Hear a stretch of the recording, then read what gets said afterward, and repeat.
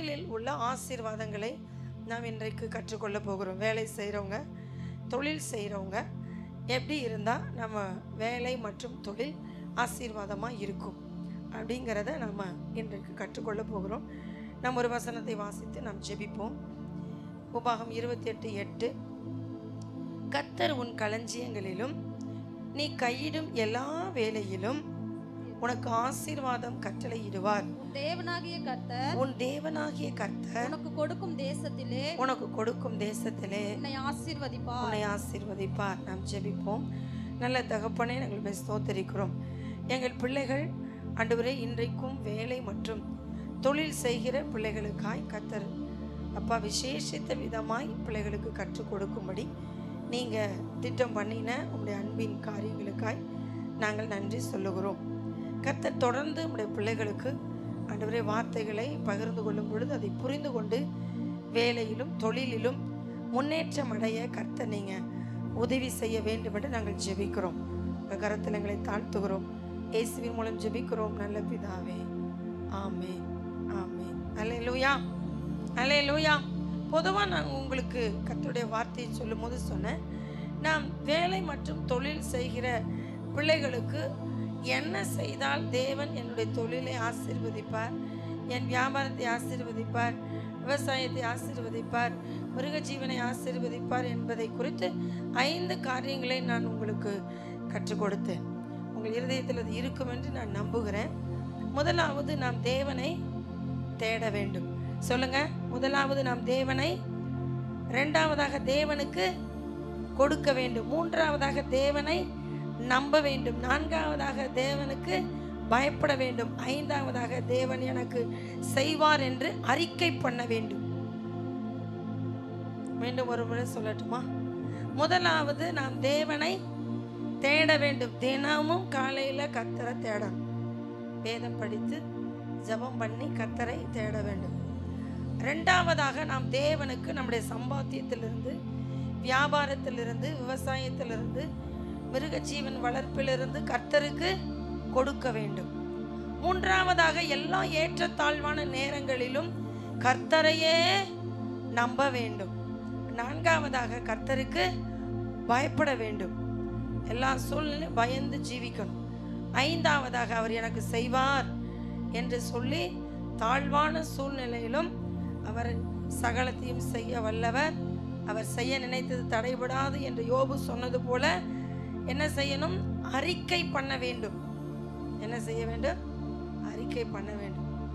இந்த காரியங்களை தொடர்ந்து தான் நான் உங்களுக்கு வேலை மற்றும் தொழிலிலே ஆசீர்வாதமாக இருப்பதற்கு நான் உங்களோடு பேச போகிறேன். தேவன் உங்களுக்கு உதவி செய்வார். அல்லேலூயா. நம்ம இப்போ பாருங்க, வேலை செய்கிறவங்க எப்படி இருக்கணும் அப்படின்னா, வேதம் சொல்லுகிறது, வேலை செய்கிறதற்கு முதலாவது நம்ம இடத்துல ஜாக்கிரதையாக வேலை செய்யணும். வேலை செய்கிறவர்கள் செய்கிற வேலையை எப்படி செய்யணும்? ஜாக்கிரதையுடன் செய்ய வேண்டும். அப்படின்னா விழிப்பாய் செய்ய வேண்டும். அப்படின்னா இந்த வேலையை எப்படி செய்யணும் அப்படின்னா, ஏனோ தானோன்னு என்ன பண்ணக்கூடாது? செய்யக்கூடாது. தன் வேலையை ஏனோ தானோன்னு என்ன பண்ணக்கூடாது? செய்யக்கூடாது. ஒரு வேலையை உங்களுக்கு கொடுப்பாங்கன்னா அந்த வேலையை எப்படி செய்யணும்னா சிறப்பாக செய்யணும். எப்படியெல்லாம் செஞ்சால் அது சிறப்பாக இருக்குமோ அப்படியெல்லாம் அந்த வேலையை செய்யணும். அல்லேலூயா சொல்லுவோமா? இல்லை சத்தமா? வேலையை எப்படி செய்யணும்? சிறப்பாக செய்யணும். வேதம் சொல்லுகிறது, நாம் அதை வாசிக்கலாம். வேலையை நாம் எப்படி செய்ய வேண்டும்? நீதிமொழிகள் 22:29. நீதிமொழிகள் 22:29.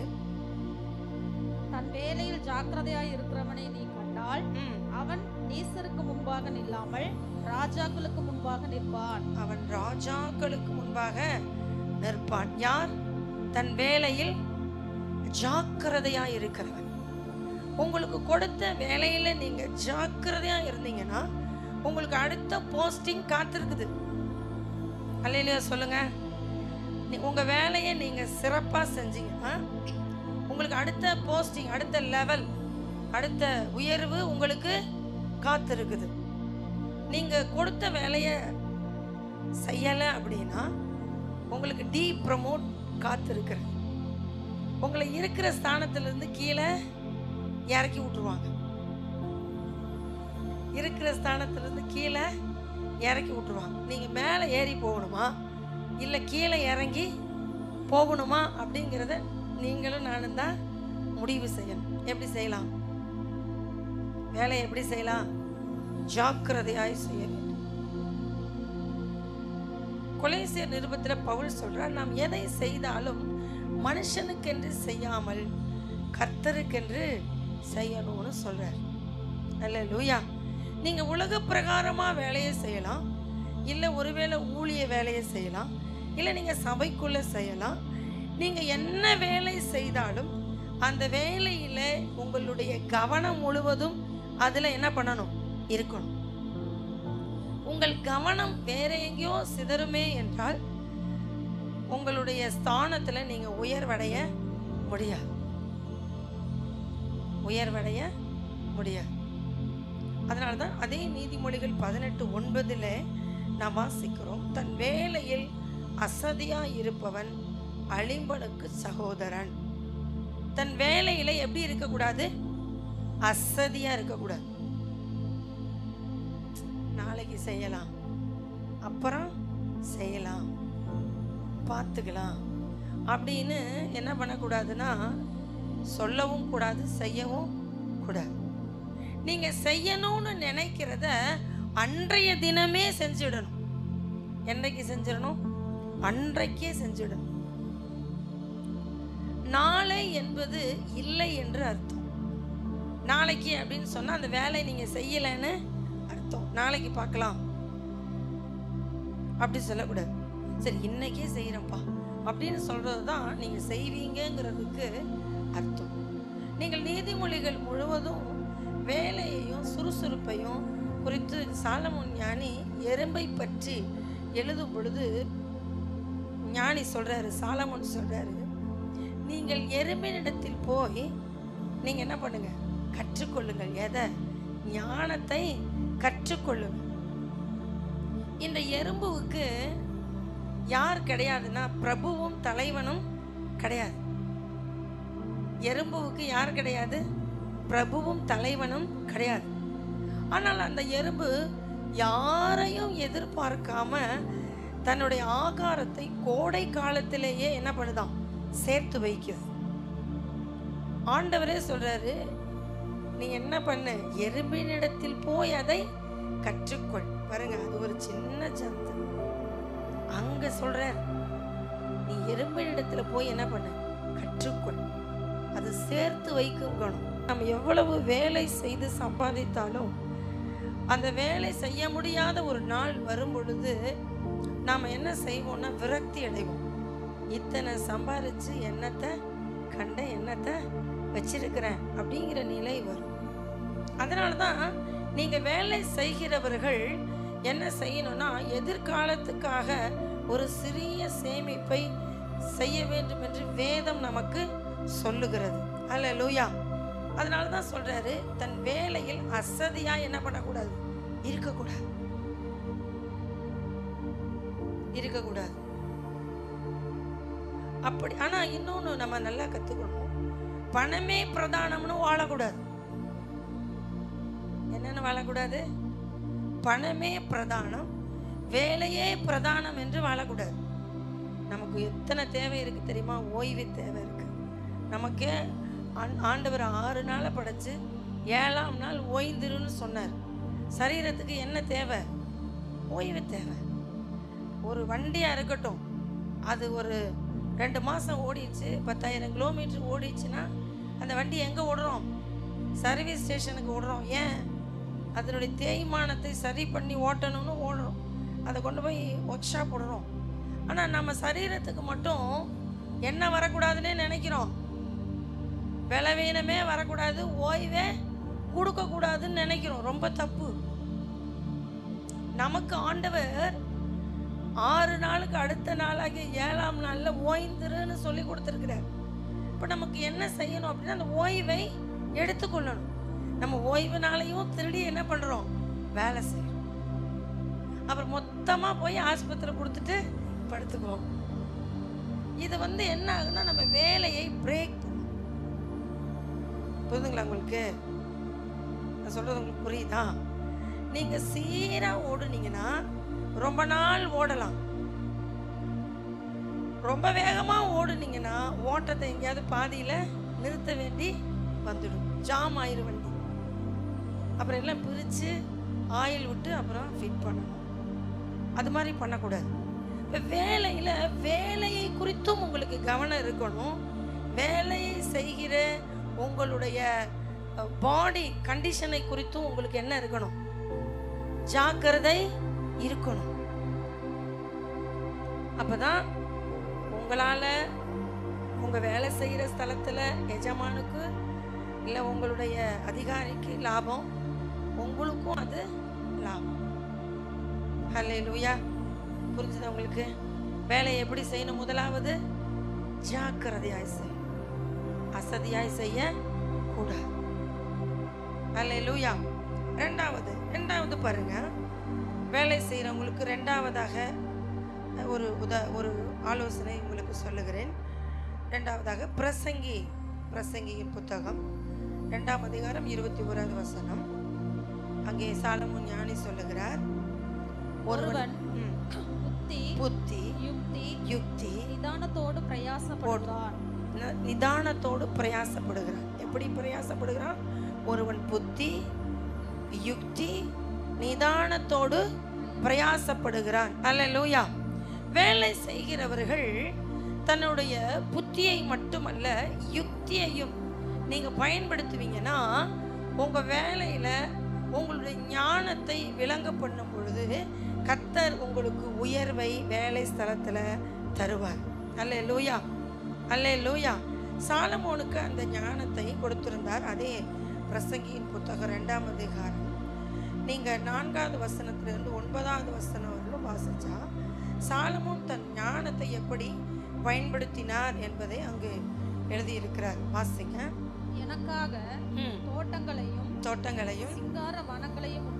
சிங்கார வனங்களையும் உண்டாக்கி அவைகளில் சகல வகை கனி விருட்சங்களையும் நாட்டினேன். மரங்கள் பயிராகும் தோப்புக்கும் நீர் பாய்ச்சுகிறதற்கும் குளங்களை உண்டு பண்ணினேன். வேலைக்காரரையும் வேலைக்காரிகளையும் சம்பாதித்தேன். வீட்டிலும் வேலைக்காரர் பிறந்தார்கள். எனக்கு முன் எருசலேமில் இருந்த எல்லாரை பார்க்கிலும் ஆடு மாடு முதலான திரண்ட ஆஸ்திகள் எனக்கு இருந்தது. வெள்ளியையும் பொன்னையும் ராஜ சம்பத்தையும் மாகாணங்களில் உள்ள பொருட்களையும் சேகரித்தேன். சங்கீதக்காரரையும் சங்கீதக்காரிகளையும் மனுபுத்திரருக்கு இன்பமான பலவித வாத்தியங்களையும் சம்பாதித்தேன். எனக்கு முன் எருசலேமில் இருந்த எல்லாரை பார்க்கிலும் நான் பெரியவனும் திரவிய சம்பன்னனும் ஆனேன். நான் ஞானமும் என்னோடு கூட இருந்தது. என் ஞானமும் என்னோடு கூட இருந்தது. சாலமோன் இவ்வளவு காரியங்களை அவர் செய்திருக்கிறார். தன்னுடைய தோட்ட விவசாயமானாலும் வேலைக்காரர்களுடைய வேலைகளானாலும் வெள்ளி பொன்னை சம்பாதித்து அவர் மாகாணங்களை சம்பாதித்த காரியமானாலும் சாலமோன் தன் ஞானத்தை என்ன பண்ணியிருக்கிறார்? வேலையில பயன்படுத்தி இருக்கிறார். அல்லேலூயா. அதுபோல நீங்கள் வேலையிலே தேவன் உங்களுக்கு கொடுத்த புத்தியையும் பயன்படுத்தணும், கர்த்தர் உங்களுக்கு கொடுத்த யுக்தியையும் பயன்படுத்தணும். அப்பதான் நீங்க வேலையில என்ன செய்வீங்கன்னா முன்னேற்றம் அடைவீர்கள். அல்லேலூயா. நம்ம நிறைய பேர் என்ன நினைக்கிறோம்னா, இவங்களுக்கு ஏன் இதை போய் செய்யணும், இவங்களுக்கு ஏன் இதை போய் நம்ம பண்ணணும், இந்த அதிகாரிக்கு நாம் ஏன் கீழ்ப்படியணும், இந்த காரியத்தை நாம ஏன் செய்யணும் அப்படின்னு நினைச்சு ஒரு குறுகிய மனப்பான்மையில இருந்துடுறோம். அதனாலேயே நமக்கு என்ன வர மாட்டேங்குதுன்னா உயர்வு வர மாட்டேங்குது. என்ன வர மாட்டேங்குது? நல்லா நீங்க தெரிஞ்சு வச்சுக்கோங்க, உங்களுக்கு உயர்வு என்பது உங்களுடைய அதிகாரி பார்த்து உங்களுக்கு கொடுக்கறது கிடையவே கிடையாது. உங்கள் தேவன் பார்த்து தான் உங்களுக்கு உயர்த்தி வைப்பார். நீங்கள் வேலை செய்கிற ஸ்தலத்துல உங்களை உயர்த்தக்கூடிய ஒரு நபர் யாருன்னா கர்த்தராகிய இயேசு கிறிஸ்து மாத்திரமே. அல்லேலூயா. அதனால தான் நான் உங்களுக்கு சொன்னேன், நீங்க எந்த உலக வேலை செஞ்சாலும் சரி, உன்னத வேலை செஞ்சாலும் சரி, உங்க வேலையை கர்த்தர் பார்க்கிறார் என்று மட்டுமே நீங்க செய்யணும். அல்லேலூயா. யாரும் பாராட்டுவாங்க பாராட்ட மாட்டாங்க அப்படிங்கிறதுக்காக நீங்கள் வேலை செய்ய கூடாது. அப்படி செய்வீர்கள் என்றால் உங்களுக்கு என்ன வராதுன்னா மேன்மை வராது.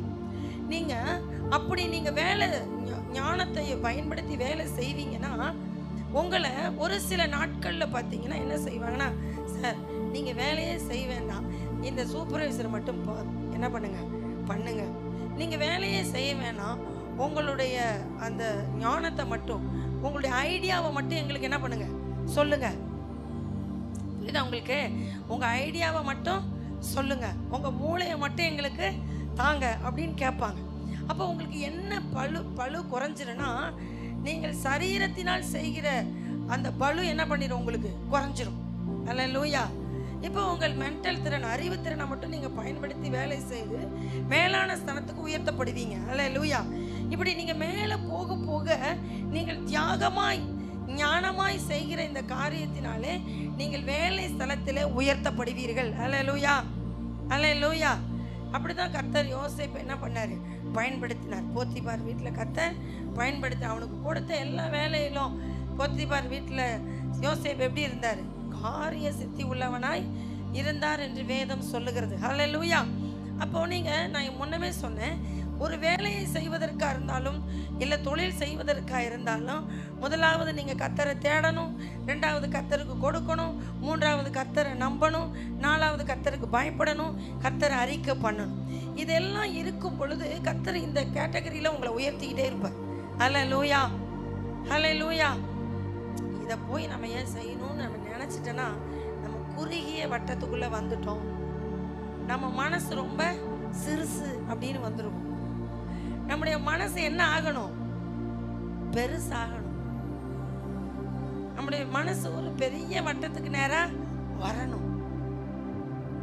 அப்படி செய்வோம்னா தேவன் நம்முடைய வேலையில் ஞானத்தை தந்து தேவன் நம்மளை என்ன பண்ணுவார், ஆசீர்வதிப்பார். அல்லேலூயா, அல்லேலூயா. இது வேலை செய்கிறவர்களுக்கு தேவன் கொடுக்கறதான ஆலோசனை. ஃபஸ்ட்டு நீங்கள் என்ன வருங்க, ஜாக்கிரதையாக இருங்க. ரெண்டாவதா ஞானத்தை பயன்படுத்துங்க. அவங்கள கூப்பிட்டு இந்த வேலை சூப்பராக செய்வாங்கன்னு சொல்கிற அளவுக்கு உங்கள் ஞானத்தை என்ன பண்ணுங்க, பயன்படுத்துங்க. அல்லேலூயா. அடுத்து பாருங்க, தொழில் செய்கிறவர்களுக்கு தேவன் கொடுக்கறதான ஆலோசனை. ஒரு தொழில் செய்கிறவங்க தினமும் நீங்கள் தேவனோடு கனெக்ட் ஆகுங்க. நீங்கள் என்னதான் தேவனோடு கனெக்ட் ஆனாலும் வேலையாட்களோடு நீங்கள் தினமும் தொடர்பு கொண்டு தான் ஆக வேண்டும். அல்லேலூயா. உங்கள் தொடர்பில், உங்கள் வேலையிலே மிக முக்கியமான பொறுப்பில் இருக்கிறவர்கள் யாரு? வேலையாட்கள். உண்மைதானே? ஒன்று ஒரு 10 பேர் நமக்கு கீழே இருப்பாங்க, இல்லைன்னா ஒரு 5 பேர் நமக்கு கீழே இருப்பாங்க, கடைசிக்கு 2 பேராவது நமக்கு கீழே இருப்பாங்க. இல்லை, இப்போ எங்கள் வீட்டிலலாம் 10 பேர் எங்களுக்கு கீழே இருக்கிறாங்க. அவங்கள நான் சரியாக மெயின்டெனன்ஸ் பண்ணணும். பண்ணலை அப்படின்னா நம்ம வண்டி என்ன பண்ணாது, ஓடாது, எங்கேயாவது ஒரு பக்கம் இழுத்துக்கிட்டு நிற்கும். அப்போது ஒரு தொழில் செய்கிறவங்க, கவனிங்க, தொழில் செய்கிறவங்க தினமும் தேவனோடு தொடர்பு கொள்கிறது எப்படியோ அப்படியே தன்னுடைய வேலையாட்களோடும் தினமும் அவர்கள் என்ன செய்வாங்க, தொடர்பு கொள்வார்கள். அல்லேலூயா. இப்போ நீங்கள் வந்து வேலையாட்கள் ஸ்தானத்தில் இல்லை, நீங்கள் எஜமான் ஸ்தானத்தில் இருக்கிறீங்க. இப்போ உங்களுக்கான கர்த்தருடைய வார்த்தை லேவியராகமம், முதலாவது லேவியராகமம் 19ஆம் அதிகாரம் 13வது வசனம். லேவியராகமம் 19:13. பிறனை ஒடுக்காமலும் கொள்ளையிடாமலும் இருப்பாயாக. கூலிக்காரனுடைய கூலி விடியற் காலம் மட்டும் உன்னிடத்தில் இருக்கலாகாது. கவுனிங்க, இன்னொரு வேத பகுதி சொல்லுகிறது, அவன் வேலை செய்த நாளிலே தானே பொழுது போகும் முன்னே அவன் கூலியை அவனுக்கு கொடுத்து விட வேண்டும். கூலியை ஒரு எஜமான் எப்போ கொடுக்கணும்னா அன்றைக்கு சாயந்தரமே கொடுக்க வேண்டும் என்று வேதம் நமக்கு சொல்லுகிறது. எஜமான்களே, நீங்க கூலியை உங்க வேலைக்காரருக்கு கொடுத்துடணும். இங்க இருக்கிற முறையின் பிரகாரம் நமக்கு வாரத்தின் கடைசி நாள்ல என்ன கொடுக்கணும், கூலி கொடுக்கணும். இரண்டாவதாக நல்ல வேலையாட்களை நீங்கள் அமைக்க வேண்டும். என்ன வேலையாட்கள்? நல்ல வேலையாட்களை நீங்கள் அமைக்க வேண்டும். கவுனிங்க, சில இடங்கள்ல நாமளே அவங்கள ட்ரெயின் பண்ணி வேலைக்கு அமர்த்தி கொள்வோம்.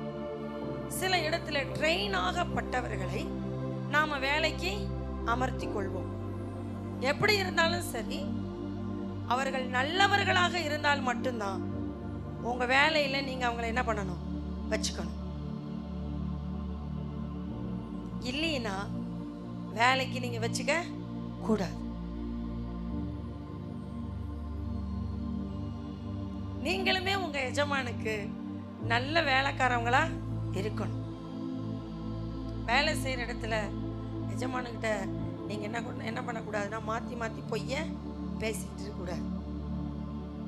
அது உங்களுக்கும் உங்கள் எஜமானுக்கும் உள்ள உறவை முறிச்சிடும். சரி, நல்ல வேலையாட்களை அமைக்க வேண்டும். நீங்க வாசிங்க 1 சாமுவேல் 22:2. 1 சாமுவேல் 22:2.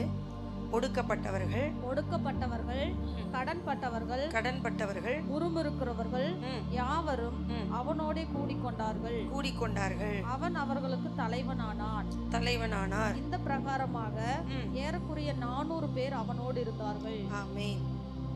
கவனிங்க, இது தாவீதை குறித்து சொல்லப்பட்ட வேத பகுதி.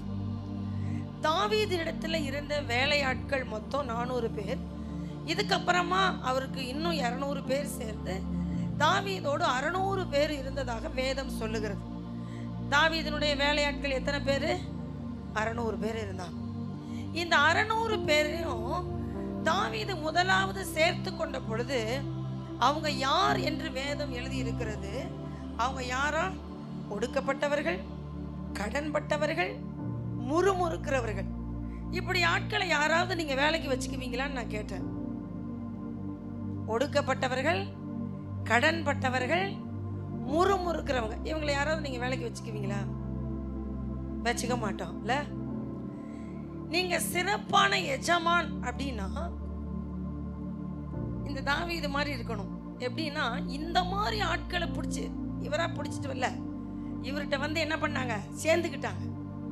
ஆனால் இப்படி தாவீதோடு சேர்க்கப்பட்ட இந்த 400 பேர் பிளஸ் 200 600 பேரும் எப்படி மாறுனாங்க அப்படின்னு சொன்னா தாவீது மாதிரியே உண்மையுள்ளவர்களா மாறினாங்க. ஹல்லேலூயா. தாவீது மாதிரியே கர்த்தரை பாடுறவங்களா மாறிட்டாங்க. தாவீது மாதிரியே கர்த்தரை நேசிக்கிறவங்களா மாறிட்டாங்க. அப்போ நம்ம இடத்துல வருகிற வேலைக்காரன் ஒருவேளை நம்ம இடத்துல வரும்போது இப்படி இருக்கலாம். ஆனா கொஞ்ச நாளுக்குள்ள அவன் அப்படி என்ன பண்ணிடணும்னா நல்லவனா மாறிடணும், நல்லவர்களாக மாறிடணும், சொல்லணும், போதிக்கணும். எப்பா நீ என்னோட இருக்கிற, என்னோட நீ இருக்கிற அப்படின்னா என்ன மாதிரியே நீ என்ன பண்ணணும், மாறிக்கணும். இல்லைன்னா என் டீம்ல இருந்து நீ வெளியே போயிடணும், என் வேலை இடத்துல இருந்து நீ வெளியே போயிடணும். உனக்கு நான் ஒரு கும்பிடு போட்டு நான் உனக்கு ஒண்ணுமே பண்ணல, தயவு செய்து என்னை விட்டு என்ன பண்ணிடு, போயிடு, எனக்கு உனக்கு ஒத்து வராது அப்படின்னு என்ன பண்ணிடணும், சொல்லிடணும்.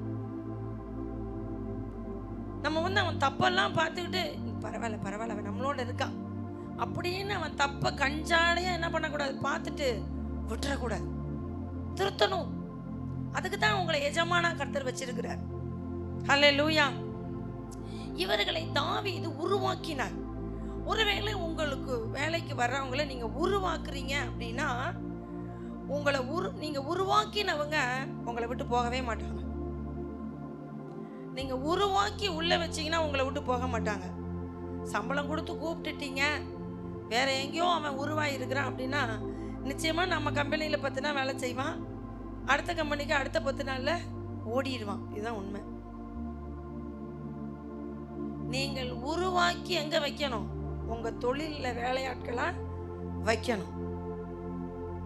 யாரோ ஒருத்தர் ட்ரெயின் பண்ணட்டும், நாம என்ன பண்ணலாம், அவனை வச்சு பயன்படுத்திக்கலாம்னா உங்களுக்கு கொஞ்ச காலம் தான் அந்த ஆளு.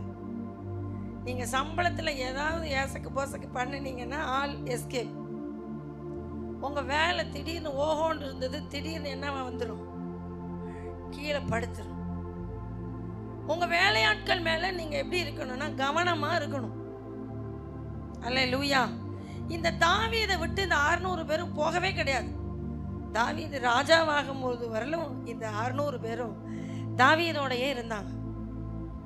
பின்னாட்களில் இவர்களெல்லாம் படை வீரர்களாக மாறினாங்க. இவங்களெல்லாம் எப்பொழுதும் யுத்தத்துக்கே நில்லுடான்னு நிறுத்தி வைக்கல தாவீது. இவங்களுக்கெல்லாம் போஸ்டிங் பண்ணார் தாவீது. என்ன பண்ணார்னா, நீங்கள் அதை போய் வேதத்தில் படித்து பாருங்கள். அதே நம்ம தாவீதை குறித்து அங்கே எழுதப்பட்டு இருக்கிறது. 1 சாமுவேல் 22 படித்தோமா, 23 நீங்கள் படிச்சிங்க அப்படின்னா, அங்கே நீங்கள் வீட்டில் போய் படித்து பாருங்கள். படிச்சிங்க அப்படின்னா அங்கே எல்லாரையும் ஒவ்வொரு போஸ்டிங்கில் உட்கார வச்சுட்டார். இன்னொன்று 6 மாதம்தான் அவங்களுக்கு வேலை. 6 மாதம் அவங்களுக்கு என்ன கொடுத்தாருன்னா ரெஸ்ட் கொடுத்தார். அவருடைய படையில் இருந்தவங்களுக்கு எத்தனை நாள் வேலை?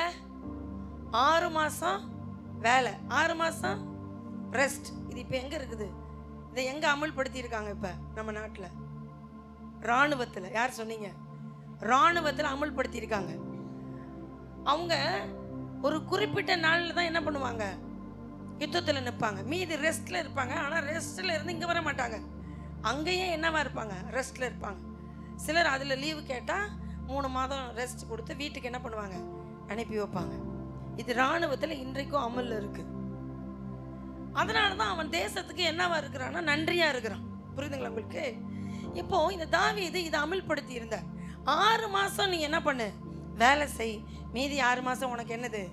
ரெஸ்ட்.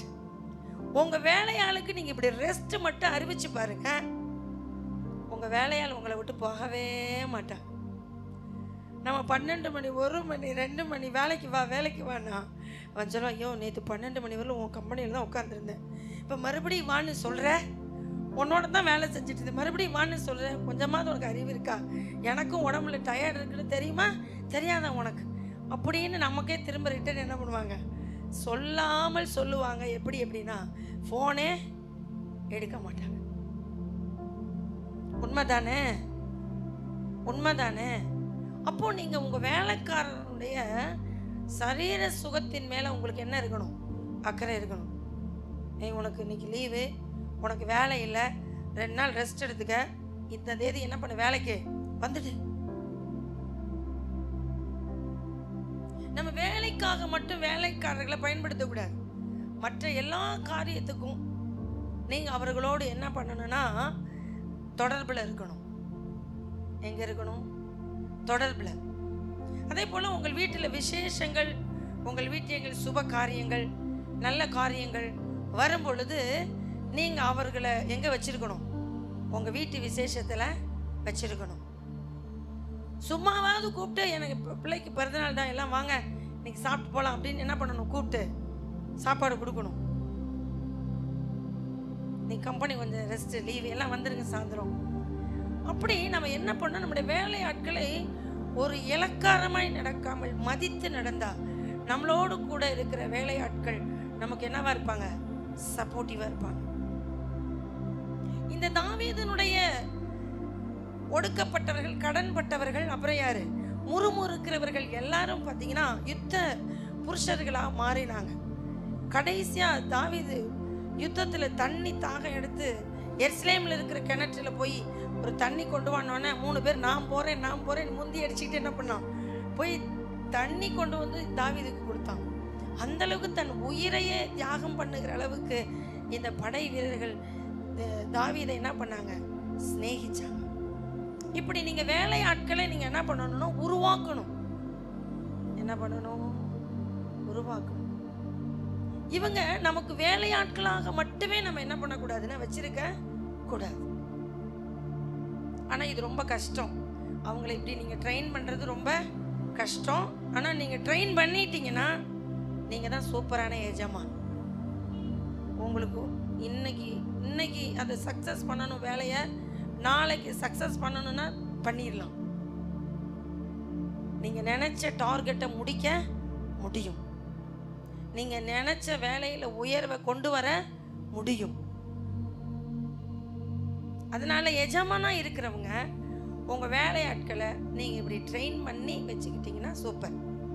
சரி, அப்படிலாம் ட்ரெயின் பண்ண முடியாது, உருவாக்கி வச்சிருக்கிறவங்கள நாங்கள் கூலிக்கு கூப்பிட்டுக்கிறோம் அப்படின்னா நீங்கள் கூப்பிட்டுக்குங்க, நல்லது. ஆனால் அவங்க யாராக இருக்கணும் அப்படின்னா உண்மையுள்ளவர்களாக இருக்கணும். என்னவா இருக்கணும்? உண்மையுள்ளவர்களாக இருக்கணும். அல்லேலூயா. வெளியிலேருந்து வர்றவங்க அவ்வளோ தூரம் உங்களுக்கு உண்மையாக இருப்பாங்களா அப்படின்னு சொல்ல முடியாது. லூக்கா 16:10 நான் வாசிக்கிறத. லூக்கா 16:10. கொஞ்சத்திலே உண்மையுள்ளவன் அநேகத்திலும் உண்மையுள்ளவனாய் இருக்கிறான். அநேகத்தில் எப்படி இருப்பானா? அநேகத்திலும் உண்மையுள்ளவனாய் இருக்கிறான். உனக்கு முதல்ல கொஞ்சம் வேலை கொடுத்து பாருங்க. வெளியிலேருந்து வர்றவங்களும் உடனே நீங்க பெரிய போஸ்டிங்ல கொண்டு போய் உட்கார வைக்க கூடாது. முதல்ல கொஞ்சம் வேலையை உங்களுக்கு என்ன பண்ணணும்? கொடுக்கணும். அந்த கொஞ்சத்துல அவன் சிறப்பா வேலை செய்யறானா அப்புறம்தான் அவங்கள நீங்க அடுத்த போஸ்டிங்க்கு கொண்டு வரணும். நீங்க எடுத்தோன்னே கொண்டு போய் பெரிய போஸ்டிங்ல உட்கார வச்சிட்டிங்கன்னா ஒரு நாள் ஆள் இருக்க மாட்டாரு, அட்ரஸும் இருக்க மாட்டாங்க. அப்புறம் என்ன ஆயிடும்? கஷ்டம். அதனால எஜமானாகி நீங்க உங்கள் வேலைக்காரனை முதல்ல கொஞ்சம் கொடுத்து நீங்க என்ன பண்ணணும்? வெளியிலேருந்து வரவங்கள டெஸ்ட் பண்ணணும். அப்புறம் தான் நீங்க என்ன பண்ணணும்? போஸ்டிங்ல உயர்த்தணும். கவனம். திறமை உள்ளவர்களை நீங்க என்ன பண்ணணும்? அடுத்து திறமை உள்ளவர்களை நீங்க தெரிவு செய்யணும். முதல்ல பார்த்த நல்ல வேலையாட்களை அமைக்க வேண்டும். அதுல 2 பேர் இருக்காங்க. நீங்களே உருவாக்குகிறவர்கள், இன்னொன்று வெளியிலேருந்து உருவாக்கி வர்றவங்க. நீங்களே உருவாக்குறவங்க உங்களோட எப்பொழுதும் இருப்பாங்க, ஆனால் அதுக்கு நீங்கள் கிரயம் செலுத்தி ஆகணும். 2வது, வெளியிலேருந்து நீங்கள் ட்ரெயின் ஆனவங்களை கொண்டு வந்தீங்கன்னா அவங்களுக்கு கொஞ்சம் வேலையை கொடுத்து டெஸ்ட் பண்ணி உண்மையாக இருந்தாங்கன்னா மட்டும்தான் நீங்கள் அநேகத்தின் மேலே அவங்கள என்ன பண்ணணும்? எஜமான வேலையாட்களை வைக்கணும். புரியுதுங்களா? இது முதலாவது. வேலை செய்கிற வேலை கொடுக்குற நல்ல வேலையாட்களை அமைக்க வேண்டிய பொறுப்பை எஜமானாகிய நீங்கள் தெரிவு செய்ய வேண்டும். 2வதா, நல்ல வேலையாட்களை நீங்கள் என்ன பண்ணணும்? வேலை செய்ய அமர்த்தணும். அது நீங்களே உருவாக்குறவனாக இருக்கலாம், அது ரொம்ப நல்லது. வெளியிலேருந்து வந்தால் அவங்க உண்மையுள்ளவர்களாக இருக்கணும். 3வதா என்ன அப்படின்னா, திறமைசாலிகளை நீங்கள் தெரிவு செய்யணும். வெளியிலேருந்து வர்றவங்க யாராக இருக்கணும்? திறமைசாலிகளை தெரிவு செய்யணும். சிலர் திறமையா பேசுவாங்க, ஆனா திறமையா செய்ய மாட்டாங்க. நம்ம நிறைய பேர் நம்ம எப்படின்னா, நாம எப்படியோ அப்படித்தான் நம்மகிட்ட வர்றவனும் நினைச்சு வேலையை கொடுத்துருவோம். ஆனா அவர் பேச்சு மாதிரி என்ன இருக்காது? வேலை இருக்காது. என்னடா இருந்தாலும் என்ன பேச்சு பேசுறான், வேலை இப்படி செஞ்சு வச்சிருக்கிறாரு அப்படின்னு நம்ம நினைக்கிற மாதிரி நடந்துக்குவாங்க.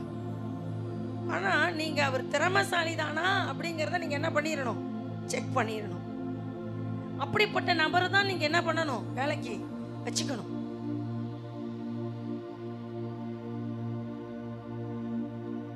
நம்மளும் இப்படி நிறைய மோசம் போயிடுறோம்.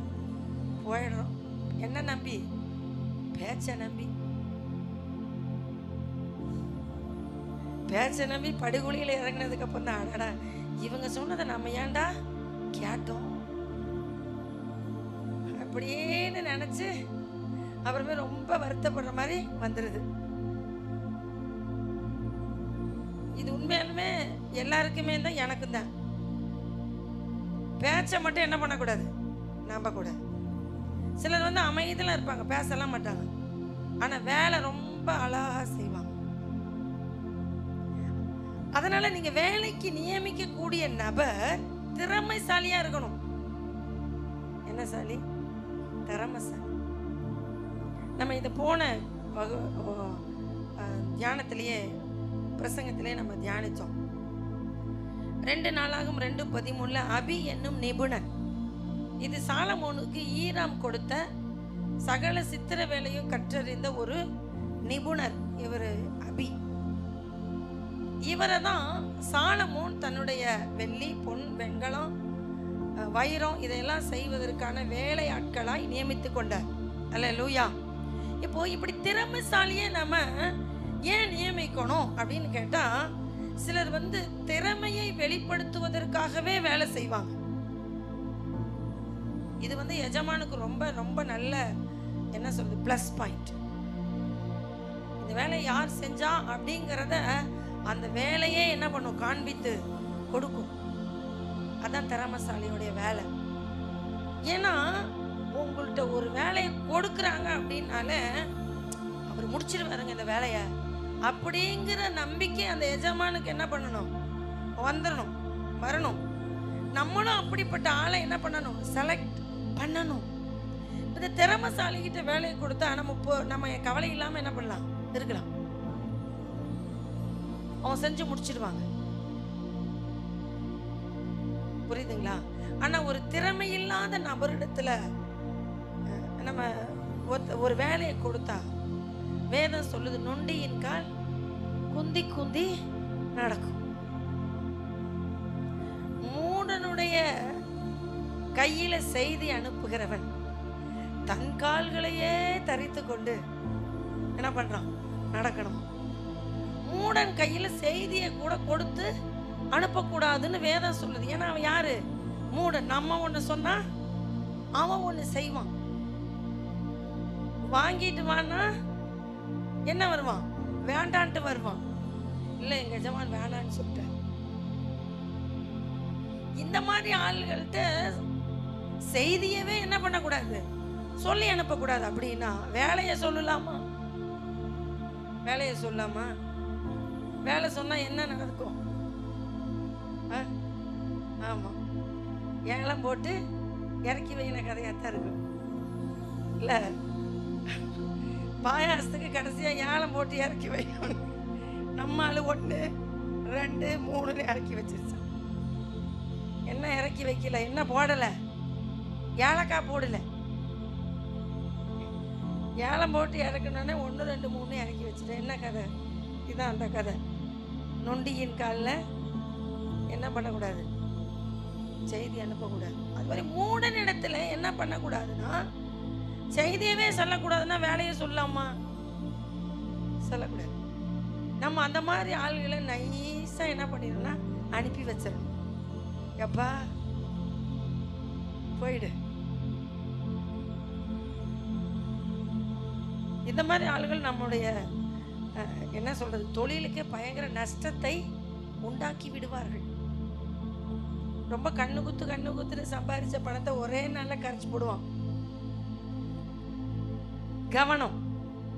அப்போ மூன்றாவதா பாருங்க, திறமைசாலிகளை தெரிவு செய்ய வேண்டும். அபி என்கிற நிபுணனை ஈராம் அனுப்பி வச்சார். சாலமோனும் பயன்படுத்தினார். சாலமோன் சூப்பரா ஆலய வேலையை கட்டி முடித்தார். அடுத்து பாருங்க, நான்காவதா பாருங்க, பொல்லாத வேலையாட்கள் மேல் கவனம். கவனிங்க, இந்த மாதிரி ஆள்கள் ரொம்ப கவனம். இவங்க நல்ல வேலையெல்லாம் செய்வாங்க. கவனிங்க, நல்ல வேலை செய்வாங்க. வேலையில எல்லாம் என்ன இருக்காது, குறையே இருக்காது. அந்த வசனம் வாசிங்களேன், பிலிப்பியர் 3:2. பொல்லாத வேலையாட்கள் எச்சரிக்கையா இருங்கள். பொல்லாத வேலைக்காரனிடத்துல நம்ம எப்படி இருக்கணும், எச்சரிக்கையா இருக்கணும். இது யாருமா பொல்லாத வேலையால் அப்படின்னா, கவனிங்க, நாய்களுக்கு எச்சரிக்கையா இருங்கள், பொல்லாத வேலையாட்களுக்கும் எச்சரிக்கையா இருங்கள். போதும். இவர் நல்லா வேலை செய்வார். ஆனா நல்லா வேலை செய்கிற நபர்களை நம்ம இடத்துல வேலை செய்ய விடாம நைஸா நாசுக்கா பேசி அனுப்பி விட்டுருவேன். நம்ம நினைப்போம், நல்லா தான் வேலை செஞ்சிருந்தேன், 2 நாளா வேலைக்கு வரலையே அப்படின்னு நம்ம என்ன பண்ணுவோம், நினைப்போம். நம்மளும் ஒன்றும் சொல்லலையே, ஏன் அந்த ஆள் வேலைக்கு வர மாட்டேங்கிறான் அப்படின்னு பார்த்தா, உள்ளேயே இந்த ஆள் என்ன பண்ணிருக்குன்னா, அந்த நபரை எதையாவது பேசி எதையாவது சொல்லி வேலைக்கு வர விடாம அனுப்பி விட்டுறது. ஒன்னு எஜமான குறித்தே தப்பா சொல்லிடுவாங்க. அப்படி இல்லைன்னா, இங்க வந்தா உனக்கு சம்பளம் உயர்வே இருக்காதியா, நாங்களே என்ன பண்ணிட்டோம், அட்வான்ஸ் வாங்கினதுனால வேலை செஞ்சுட்டு இருக்கிறோம், வேற கம்பெனிக்கு போகலான்னு நினச்சிட்டு இருக்கிறோம். நீங்கெல்லாம் வராத அப்படின்னு அனுப்பிவிட்டுருவாங்க. இதான் பொல்லாத வேலையாட்கள். இந்த பொல்லாத வேலையாட்கள் எஜமான்ட்ட ரொம்ப தங்கமா பேசுவாங்க. சொல்லக்கூடாததை சொல்லி, தவறானதை சொல்லி. ஆனா இவருடைய நோக்கம் என்னன்னா எஜமான் முன்னேறக்கூடாது. கவனிங்க, எஜமான் முன்னேறக்கூடாதுன்னு நினைக்கிற எந்த ஒரு வேலைக்காரனையும் நீங்க உங்க வேலையில என்ன பண்ணக்கூடாது, வச்சுக்க கூடாது. அது எவ்வளவு சொந்த உறவின் முறையானா இருந்தாலும் சரி, நீங்கள் அந்த வேலையில அந்த நபரை வைத்து கொள்ள கூடாது. ஐயோ சொந்தக்காரனாச்சே, ஐயோ ஏதாவது நினச்சிக்குவாங்களே, ஐயோ ஏதாவது என்ன பண்ணுவாங்க, கோவிச்சுக்குவாங்களே, அந்த மாதிரி இதை கோவிச்சுக்குவான், என்ன பண்ணுறது, இதெல்லாம் எங்கே இருக்கக்கூடாதுன்னா வேலையில் வச்சுக்கூடாது. நீங்கள் வச்சுக்கிட்டீங்கன்னா உங்கள் தொழிலில் நீங்கள் முன்னேற்றம் அடைய முடியாது. அதனால தான் பவுல் சொல்றார், பொல்லாத வேலையாட்கள் மேல் என்ன வருங்க, எச்சரிக்கையாயிருங்கள். நீங்க ரொம்ப கவனமா இருக்கணும் வேலையாட்கள். அப்படின்னா நீங்க எப்போ வேலைக்கு போயிருக்குன்னா, நீங்க முதலாவது போய் கம்பெனிலையோ இல்லை நீங்க வேலை வாங்குற இடத்துல முதல்ல போய் நீங்க வேலை செய்யற அந்த இடத்துல ஜெபம் பண்ணி தேவ பிரசன்னத்தை கொண்டு வந்து வச்சிருக்கணும். அப்போ நீங்க என்ன பண்ணிருக்கணும்னா, நீங்க முதலாவது அந்த இடத்துல போய் என்ன பண்ணணும், ஜெபிச்சிருக்கணும். ரெண்டாவதா நீங்க அந்த இடத்துக்கு முன்னாடி போயிருக்கணும். நீங்க போனதுக்கு அப்புறம் தான் உங்க வேலையாட்களை என்ன பண்ணணும், வரணும். அந்த அளவுக்கு நீங்க முன்னமே நீங்க என்ன பண்ணணும், அதற்கான காரியத்தை செய்திருக்க வேண்டும். அல்லேலூயா, அல்லேலூயா. அதனால நீங்க அப்படி இருந்தீங்கன்னா இந்த மாதிரி பொல்லாத வேலையாட்கள் இருந்தெல்லாம் உங்க தொழிலை என்ன பண்ணிடலாம், காப்பாத்திடலாம்.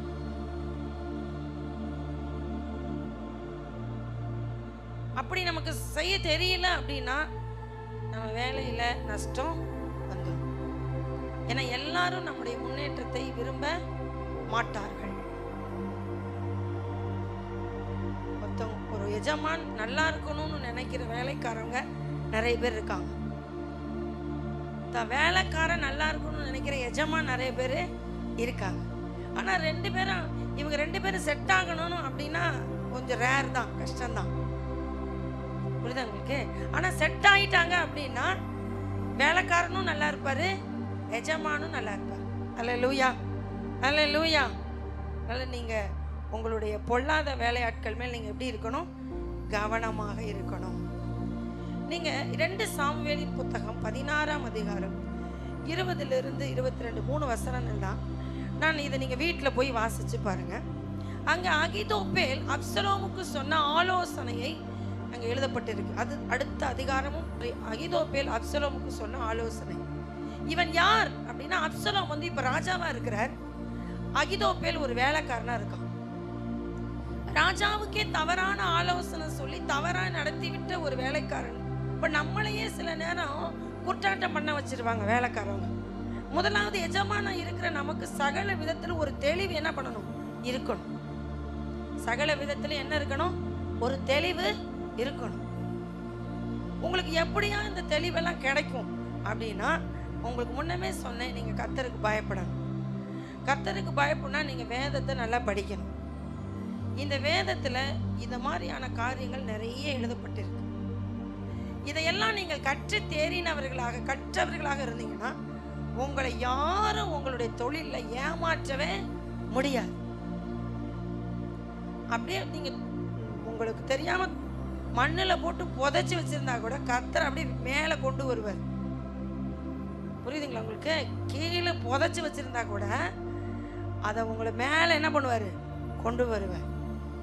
உன்னுடைய வேலைக்கு விரோதமா, உன் தொழிலுக்கு விரோதமா எழும்பி இருக்கிற அந்த சதிகள், அந்த அபத்தமான ஆலோசனைகள் எல்லாம் ஒண்ணுமில்லாம போக பண்ணுவார்.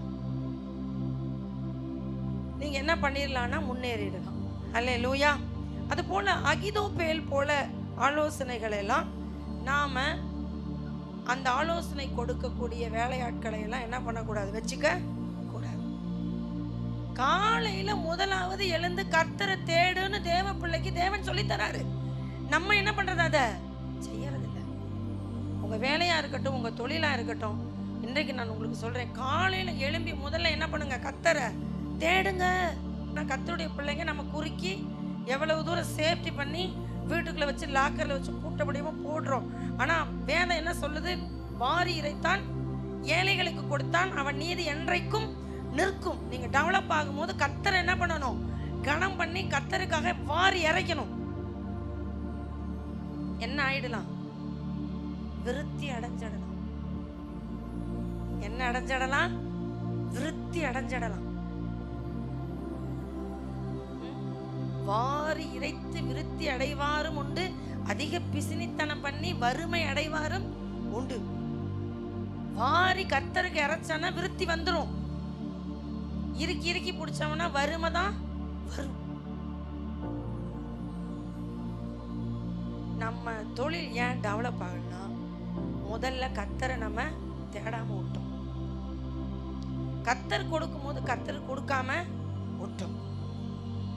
அடுத்து நம்ம உயர்வடையும் பொழுது பெருமை வந்து உட்கார்ந்துருச்சு. இதெல்லாம் நம்மகிட்ட என்ன பண்ணக்கூடாது? இருக்கலைன்னா இல்லைன்னா நிச்சயமா நம்ம தொழிலையும் அப்பா என்ன பண்ணுவாரு? ஆசீர்வதிப்பார். எத்தனை பேர் தொழில் செய்றீங்களோ முதல்ல நீங்க என்ன பண்ணுங்க? கர்த்தரை தேடுங்க. ரெண்டாவதா கர்த்தருக்கு கொடுங்க. மூன்றாவதா கர்த்தரை நம்புங்க. கர்த்தருக்கு பயப்படுங்க, அறிக்கை பண்ணுங்க. அதோடு சேர்ந்து என்ன செய்யணும் அப்படின்னு சொன்னா, நல்ல வேலையாட்களை, நல்ல ஆலோசனையை என்ன பண்ணுங்க? ஏற்றுக்கொள்ளுங்க. அல்லேலூயா, அல்லேலூயா. சின்ன தொழிலா ஆரம்பிங்க. அதுல நீங்க அப்படியே கொஞ்சம் கொஞ்சமா என்ன பண்ணுங்க? டெவலப் ஆகுங்க. கர்த்தர் ஆக்குவார். நம்ம டெவலப் ஆகாம போனதுக்கு காரணம், காலையில என்ன பண்ணல? எந்திரிக்கல. தொழில் செய்யறவங்க முதல்ல அதிகாலை எழும்பி பழகுங்க. நல்ல ஆலோசனைகளை இன்னைக்கு நீங்க கேட்டிருக்கிறீங்க. நீங்க என்ன பண்ணணும்னா அதுக்கு கீழ்ப்படிங்க. அல்லேலூயா.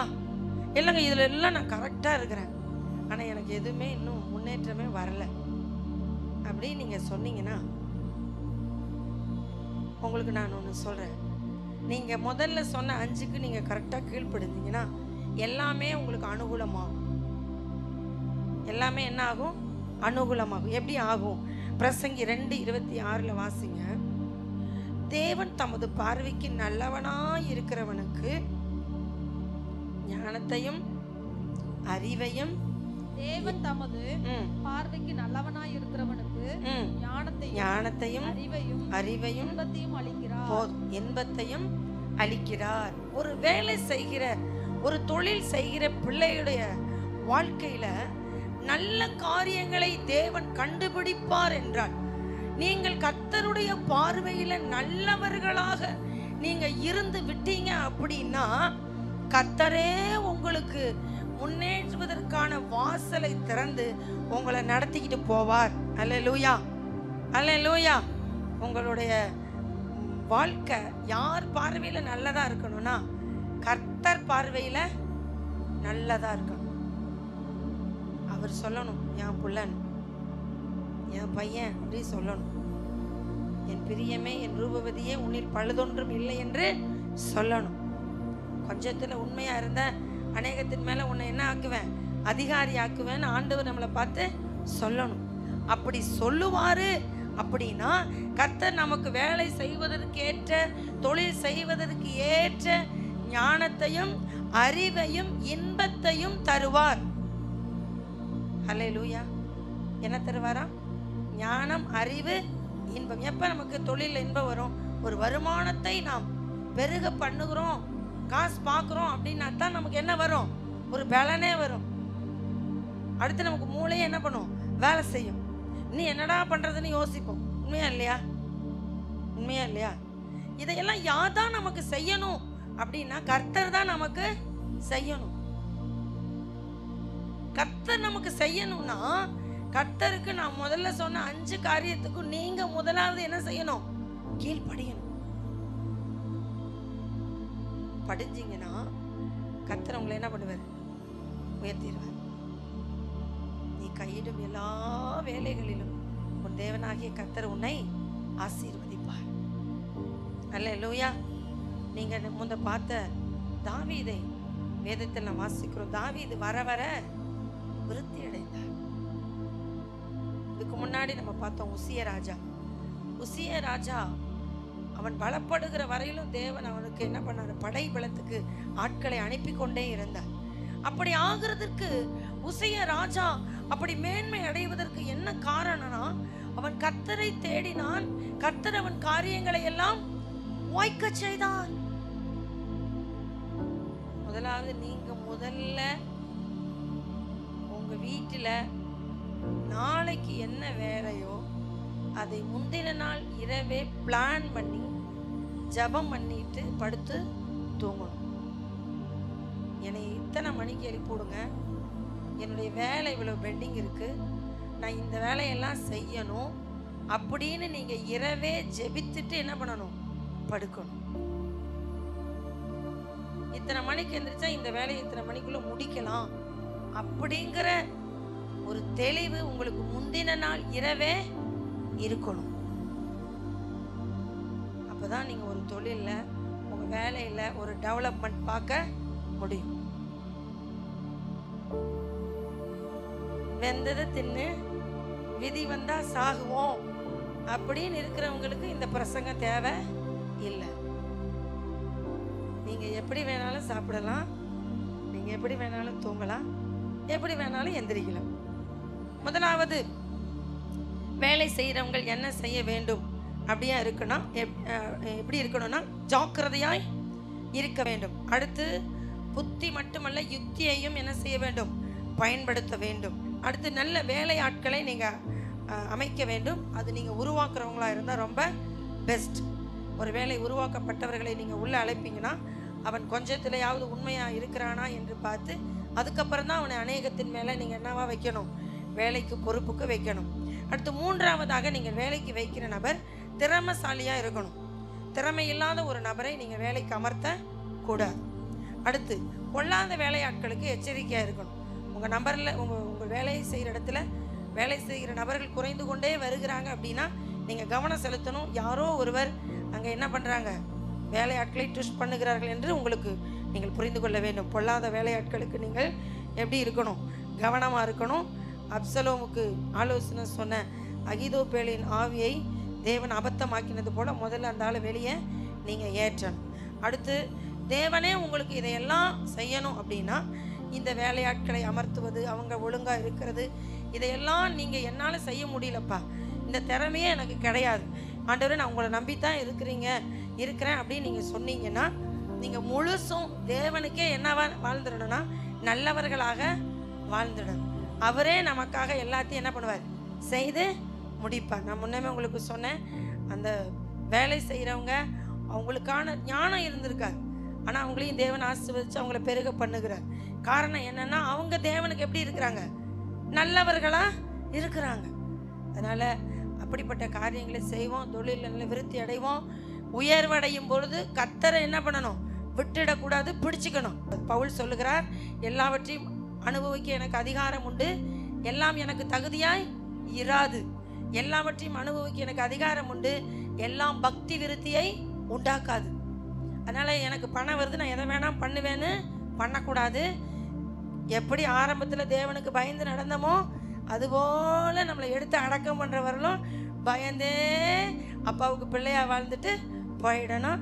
தேவன் நம்மளை தொழில் ஆஸ்வதிப்பார். நமக்கு பின்னாடி சந்ததிக்கும் அந்த தொழிலையும் அந்த வேலையும் கொடுத்து என்ன பண்ணுவார்? ஆஸ்வதிப்பார். கர்த்தர் உங்களை ஆஸ்வதித்து பெருக பண்ணுவார். நம்ம எல்லாரும் முழங்கால் படிட்டு தேவனுக்கு நன்றி சொல்லுவோம். ஆண்டவரே, என்ன நீங்கள் ஆசீர்வதிங்க, வேலையை ஆசீர்வதிங்கன்னு கேளுங்க. கர்த்தர் நம்மளை மேன்மையாய் உயர்த்துவார். எங்களை நேசிக்கிற எங்கள் நல்ல தகப்பனே, இந்த நாளிலே ஆண்டவரே வேலை மற்றும் தொழில் செய்கிற நம்முடைய பிள்ளைகளுக்கு ஏற்ற வார்த்தையை நீங்கள் தந்ததுக்காக நன்றி பரிசுத்தரே. எங்கள் பிள்ளைகள் செய்கிற தொழிலில் ஒரு ஆண்டவரே இம்ப்ரூவ்மெண்ட் காணப்படட்டும், ஒரு உயர்வு காணப்படட்டும், ஒரு மேன்மை காணப்படட்டும், வேலையில் ஒரு உயர்வு காணப்படட்டப்பா. கர்த்தர் மேன்மைப்படுத்துவீராக, நீங்கள் உயர்த்துவீராக. நீர் கர்த்தாவே பிள்ளைகளை கனம் பண்ணுவீராக ராஜா. நீ கையிடும் எல்லா வேலைகளிலும் உன் தேவனாகிய கர்த்தர் உன்னை ஆசீர்வதிப்பார் என்று சொன்ன வசனத்தின்படி ஆண்டவரே எங்கள் பிள்ளைகளை தகப்பனே கையிடும் எல்லா வேலைகளிலும் ஒரு ஆசீர்வாதம் உண்டாக நாங்கள் செபிக்கிறோம் கர்த்தா. அதிகாலையில் நம்முடைய பிள்ளைகள் உம்மை தேடட்டாப்பா. ஆண்டவரே தெய்வத்தை தேடுகிறதில் எங்கள் பிள்ளைகள் இன்னும் ஜாக்கிரதைப்படட்டும் ஆண்டவர். நீர் அப்படி செய்கிறதுக்காக நன்றி அப்பா. தடைகள் இயேசுவின் நாமத்தில் நீங்கட்டும். சிறந்த ஆலோசனையை கொடுங்க ஆண்டவர். இப்படி செய்கிறதுக்காக நன்றி அப்பா. சாலமோன் தேவனுடைய ஆலயத்தை கட்டும் பொழுது ஆண்டவரே ஒரு நிபுணரை அபியை நீங்கள் அனுப்பி வச்சீங்க ஆண்டவர். போல எங்கள் பிள்ளைகள் அனுகூலம் அடைந்து விருத்தி அடைவதற்கு ஆண்டவரே ஞானம் உள்ளவர்களை இவர்களுடைய வேலையில் இணைத்து கொடுங்கப்பா. உண்மையுள்ளவர்களை வேலையில் அமர்த்தி கொடுங்கப்பா. ஆண்டவரே இவர்கள் உயர்வடையும்படி ஆண்டவரே இவர்கள் கையின் பிரயாசத்தை இவர்கள் சாப்பிடும்படி இவர்கள் மேன்மையடையும்படி நல்ல உக்கிரானக்காரர்களை அனுப்பி கொடுங்க ஆண்டவரே. கர்த்தர் அப்படி செய்கிறதுக்காக நாங்கள் நன்றி செலுத்துவோம். தடைகள் இயேசுவின் நாமத்தில் நீங்கட்டும். பெரிய காரியங்களை செய்யுங்க. இன்றைக்கு வந்திருக்கிற நம்முடைய பிள்ளைகளை நம்முடைய மன்னாவினால் போஷித்து வழி நடத்துகிறதுக்காக உமக்கு ஸ்தோத்திரம். தொடர்ந்து நடத்தும் ஆசீர்வதி. இயேசுவின் மூலம் ஜெபிக்கிறோம் நல்ல பிதாவே.